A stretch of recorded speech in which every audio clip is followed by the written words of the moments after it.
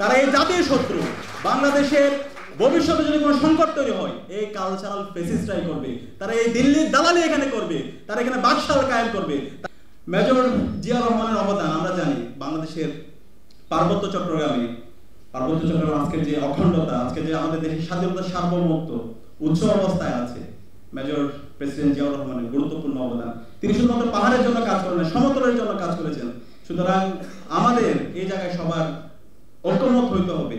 আমরা যদি এই কালচারাল ফেস্টিভ্যালের বিরুদ্ধে এবং যারা এই বাংলাদেশে দিল্লির এজেন্ডা বাস্তবায়ন করতে চায় তাদের বিরুদ্ধে যদি আমরা ঐক্যবদ্ধ হতে পারি, তাহলে বাংলাদেশে আর কখনো ফেস্টিভ্যাল আসবে না। কালচারাল ফেসিস্টদের বিরুদ্ধে আমাদের সবার অবস্থান পরিষ্কার করতে হবে। সেটা জামাত হোক, সেটা বিএনপি হোক, সেটা এনসিপি হোক, বাংলাদেশের যত রাজনৈতিক দল হোক, কালচারাল ফেস্টিভ্যালের বিরুদ্ধে আমাদের লড়াই সংগ্রাম জারি রাখতে হবে। তারা এই জাতীয় শত্রু।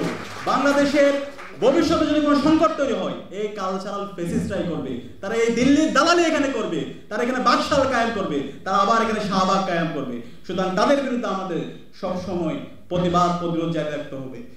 মেজর জিয়া রহমানের অবদান আমরা জানি। বাংলাদেশের পার্বত্য চট্টগ্রাম আজকে যে অখণ্ডতা, আজকে যে আমাদের দেশের স্বাধীনতার সার্বভৌমত্ব উচ্চ অবস্থায় আছে, মেজর প্রেসিডেন্ট জিয়াউর রহমানের গুরুত্বপূর্ণ অবদান। তিনি শুধুমাত্র পাহাড়ের জন্য কাজ করেন না, সমতলের জন্য কাজ করেছেন। এই পাহাড়ের নিরাপত্তার জন্য কাজ করার পরও এই কালচারাল ফেসিস্টরা, এই দিল্লির বয়ান যারা বাংলাদেশে কায়েম করে, তারা ক্রমাগত ষড়যন্ত্র এবং চক্রান্ত করছে এই পাহাড় নিয়ে। সুতরাং আমাদের এই জায়গায় সবার ঐক্যমত হইতে হবে।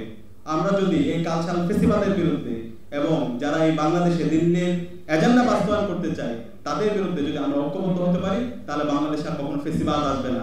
বাংলাদেশে জুলাইয়ের শহীদরা এবং আমাদের বিগত সময়ে আজাদী আন্দোলনের শহীদরা যে জন্য জীবন দিয়েছে, একটি বৈষম্য ইনসাফ ভিত্তিক বাংলাদেশ বিনির্মাণ করা, সেই বাংলাদেশ বিনির্মাণ করা অবশ্যই সম্ভব হবে।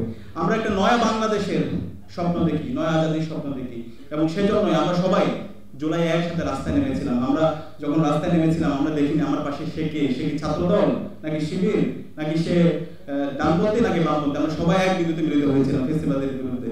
এখন বিপ্লব পরবর্তী আমাদের এই বাংলাদেশ বিনির্মাণ করার জন্য যেগুলো ঐক্যবদ্ধ হওয়া দরকার, আমাদের কাছে মনে হচ্ছে সেই ঐক্য দিনে দিনে ভেঙে যাচ্ছে।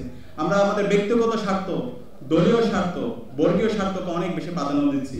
54 বছর পরে আমাদের যে ঐতিহাসিক সুযোগে আসছে, এই সুযোগকে যেন আমরা হেলায় তোলায় আমাদের ব্যক্তিগত স্বার্থ, দলীয় স্বার্থ, এর কারণে আমরা যেন নষ্ট না করি। আমরা যদি এই সুযোগকে নষ্ট করি, আমরা যদি ফেসিবাদের উপাদানগুলোকে আবার রেখে দিই, আমাদের এই রাষ্ট্র প্রকল্পকে, রাষ্ট্র কাঠামোকে সংস্কার না করি, তাহলে এই জাতি আমাদেরকে আর কখনো ক্ষমা করবে না।